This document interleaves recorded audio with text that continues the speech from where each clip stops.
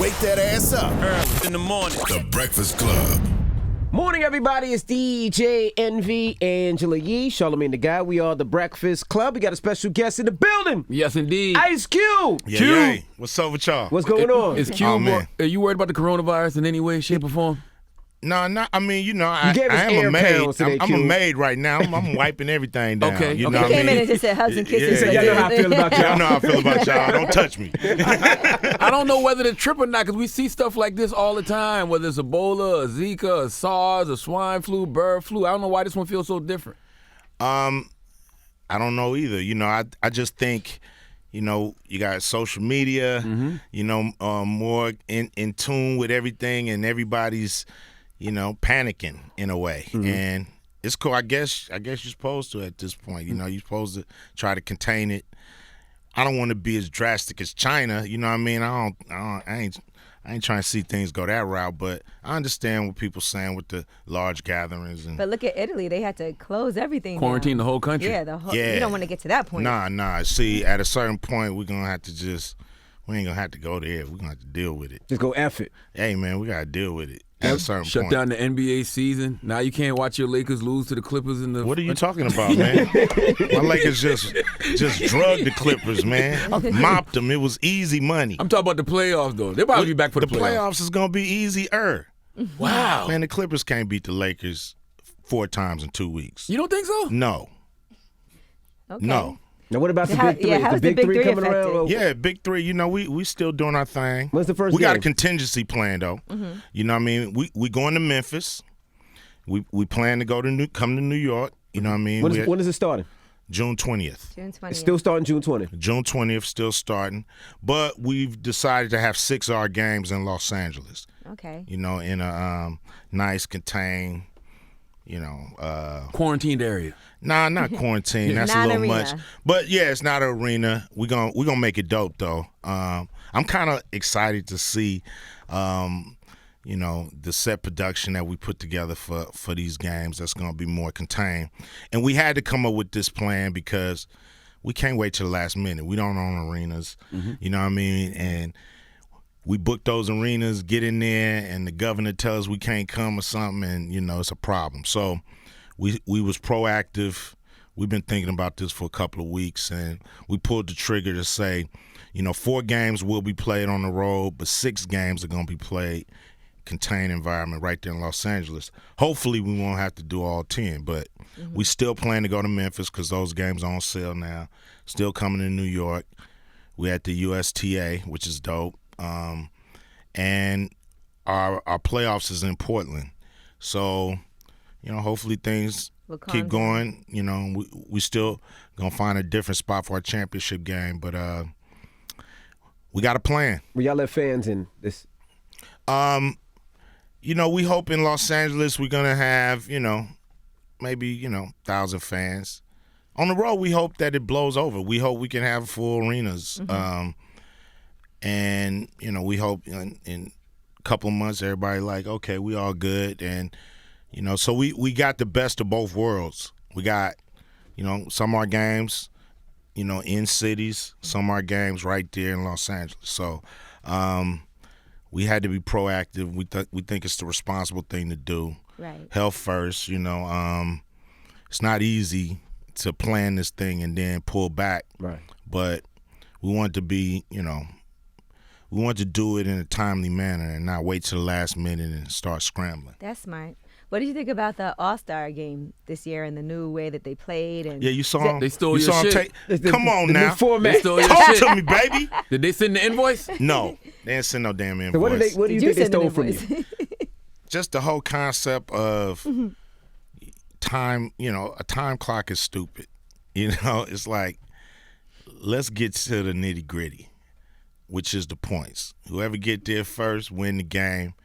There's no garbage minutes because there's no minutes. So, that whole concept, they say something about the Elam rule, but, man, nobody was pulling that out until the big three started doing our thing. So, it's cool. We said we was changing the game in 2017, and look what we done did. Did anybody reply to your tweet? Anybody from the NBA? Anybody? Nah, they ain't going to say nothing. You know what I mean?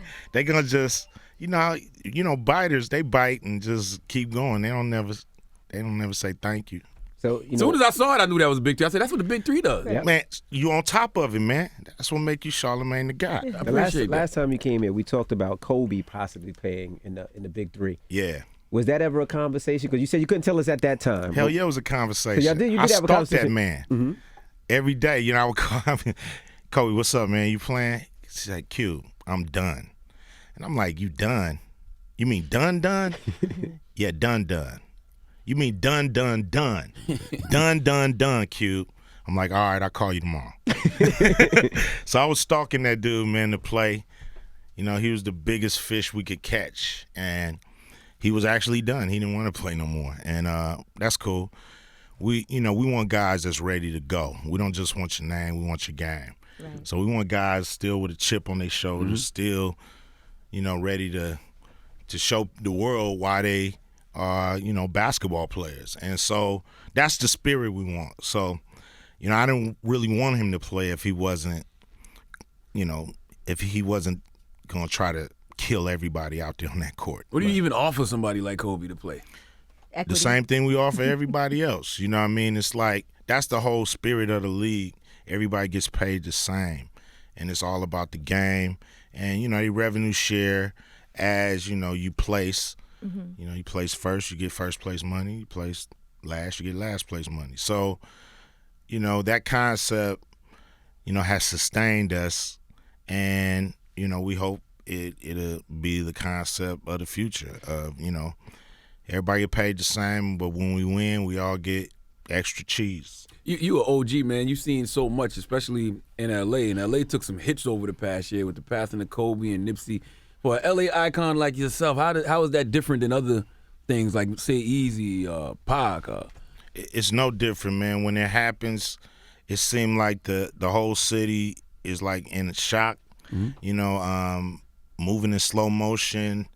Everybody is, I guess, more in tune to each other.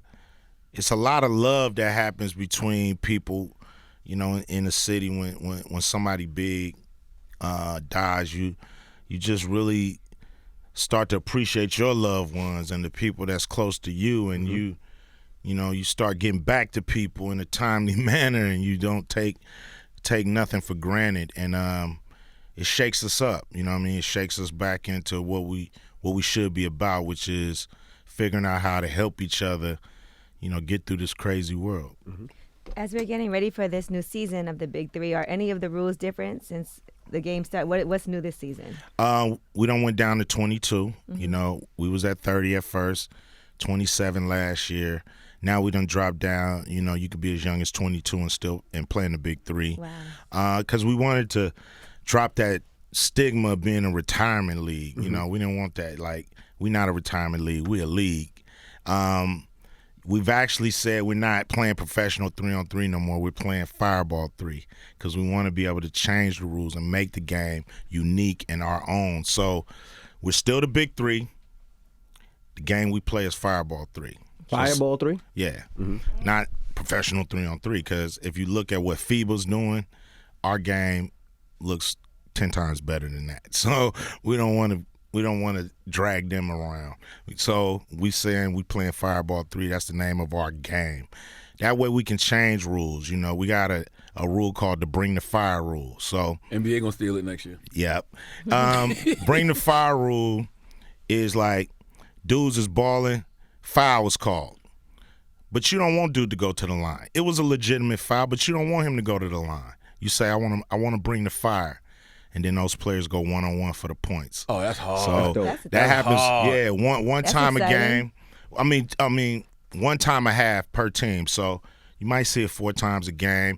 I'm expecting it to be used like at that last point game when that crazy little ticky-tack foul was called. Mm-hmm. And they like, nah, no foul. You ain't going to the line. Bring the fire. So I expect it to just be an exciting, like a penalty shot in hockey or soccer, just that moment that people wait for.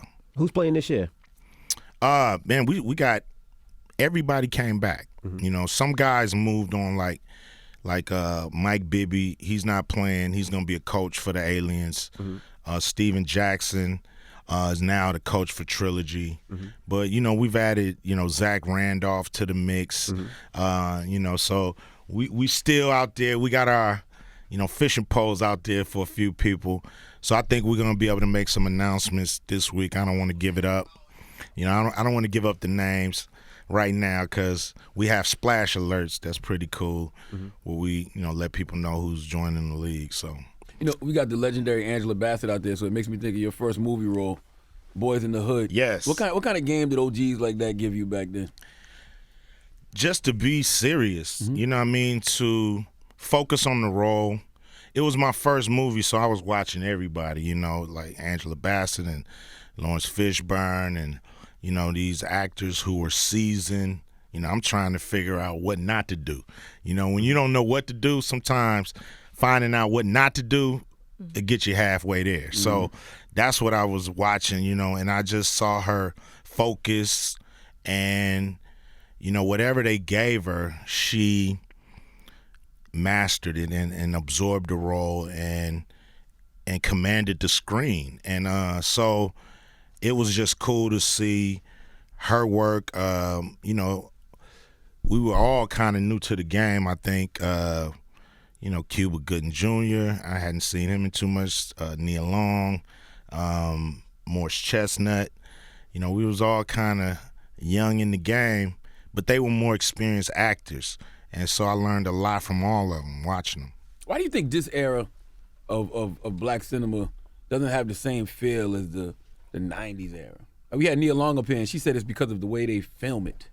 It's lighting and stuff. And I was like, nah, I don't know if it's that. I just think the movie industry done lost a little luster.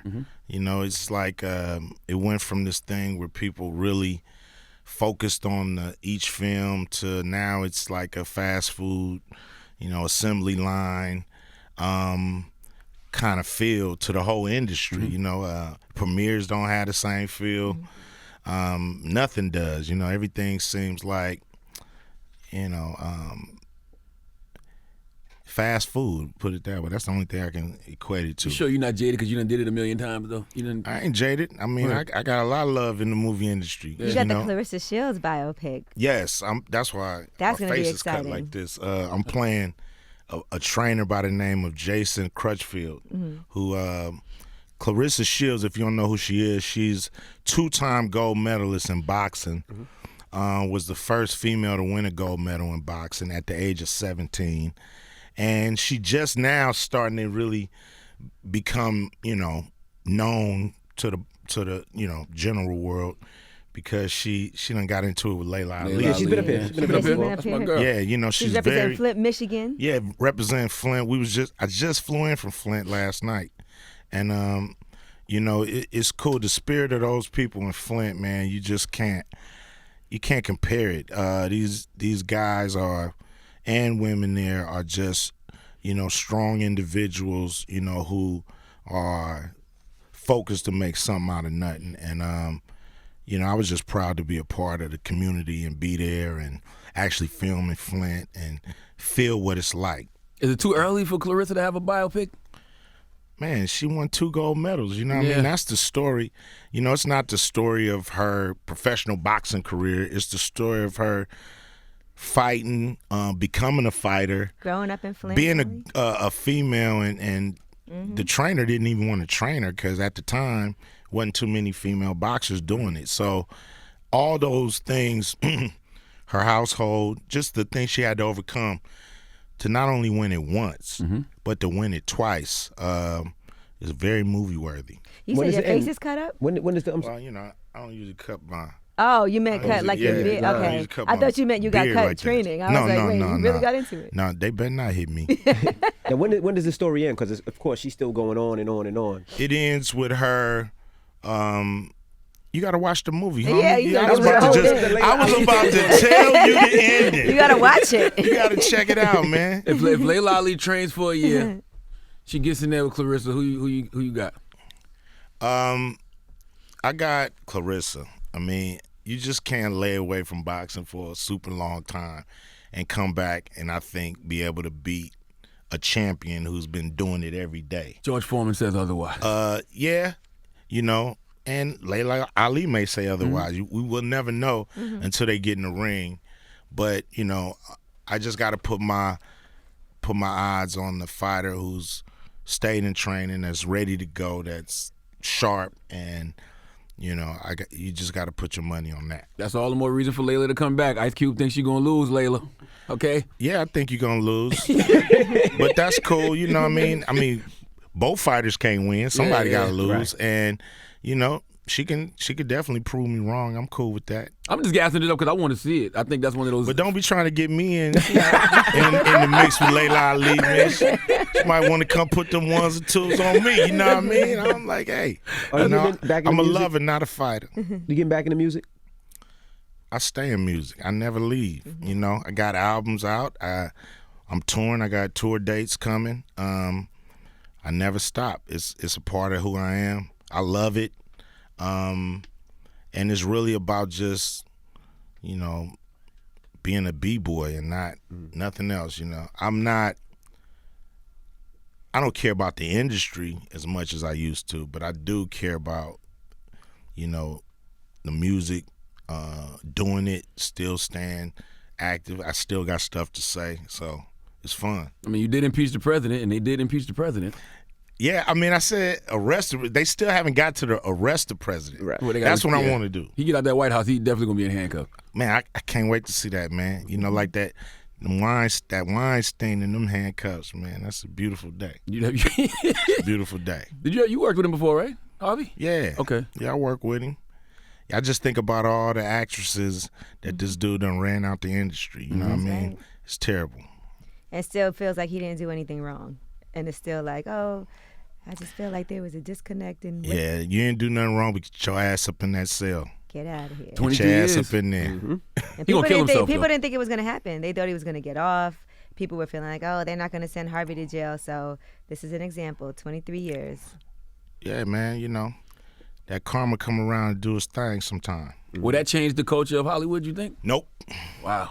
You know, it's men and women. It's men and women. You can't change that culture. It's always going to be that element. And, you know, power is what makes it ugly. You know, not man and woman getting together, you know, but the power and, you know, all that makes it ugly. So, you know, you can't get around the chemistry. So you know, you look at any business, it's never going to change when it comes to that. All right. Well, Ice Cube, we appreciate you for joining us. Give them the dates of the Big Three again. June 20th to August 29th. You know, all our games are going to be on CBS. Well, not all the games, but most of the games are going to be on CBS. As far as we're going to be there every week, but we play 6 games a day. So some of them are going to be on CBS. Others are going to be on other platforms. But we're going to have fun this year. Isn't it a blessing to see what the Big Three has grown into from when you first came here to now and just see the progress every single year? It is. You know, me and my partner, my guy Jeff Quantin's over there, he, you know, we just thought about it, you know, and if we knew how hard it was going to be, we might have said, yo, you know what, let's just make another movie. But it's great to get it to this point. Thank you guys for always supporting it. You know, y'all supported it from before y'all even knew it was going to be good. Y'all said y'all would come down and be a part of it. So y'all was there at our first game. So it's amazing, man, to come back here and be in year 4 and be able to share it with y'all, and you know, hopefully y'all still cheer us on, and we can stay here and keep it coming. You know, on Ask Cube, I forgot about this. Remember when you were trying to buy them 21 TV stations? Yeah. And Charter was blocking. Whatever happened with that? Well, Charter actually, my man Al Sharpton, I got to give it to him. He helped us get Charter to change their mind on certain things. So they actually made us an offer. You know, that was the cable. That was the basically our outlet, and so we needed those deals to once we buy these what was called sports networks, we need to make sure they was on these cable platforms to be able to continue to provide them to the people. So when people tell you, well, we're never going to do a deal with you, you know, like, we can't go for that. You know, you had a deal with the last people that owned it. Why you not going to do a deal with us? So, you know, we wasn't going for that, and they knew it, and they did the right thing. So that's cool. Wasn't you and Byron Allen bidding for it? Yeah, well, he was with another group. You know, actually his group, he was with Sinclair. Okay. Who actually ended up buying it. And, you know, we had our group, and we was about 11 hours late. Wow. It's hard to pull all that money together because Byron should have been with y'all though. Yeah, he should y'all have. Black. Yeah, we are. You know what I mean? So he should have been with us. But, you know, he had his own business deals. We got our own. You know, it's business. It ain't got no color when it comes to that, really. Especially when you're talking about $10 billion and trying to, you know, piece it together. You know, and it was basically billionaires don't like to work with each other sometimes. It's like, man, I don't like that guy. I don't want to put my money in with him. So, you know, it ain't that many billionaires that you can just kind of gather around. So when you get some and you're like, yo, we got this, let's do it. And one of them like, man, I don't know. You like, so you had the money now. One dude, he fall out. You got to get another dude to replace him. And it just took us a minute. We was 11 hours late. Damn. Now, what about the big three? That's all I wanted to ask. Has anybody made an offer on the big three yet? We've had a few offers, you know what I mean? But to me, you don't sell something like the big three. You pass that on to the grandkids. All right. What happened to Celebrity Deathmatch? It's coming. We still doing it. You know, animation takes a long time for people to agree to do it. Gotcha. You know, but we done made some progress, and we'll have some news on that soon. So you working on a new movie? Yeah. We finished it. It's coming out May 8th. It's called The High Note. Tracy Ellis Ross, Dakota Johnson, and it's really about Dakota Johnson. She plays an assistant to a diva ass singer that's Tracy Ellis Ross.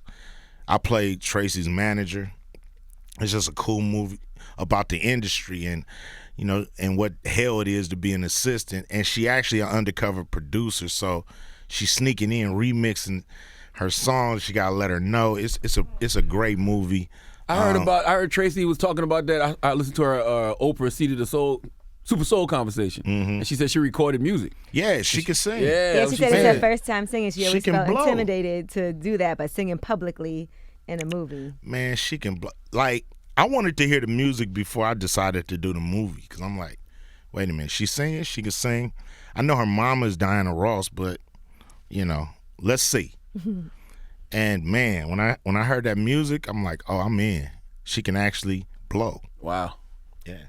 All right. Well, there you have it. It's Ice Cube. It's the Breakfast Club. Good morning. Yeah.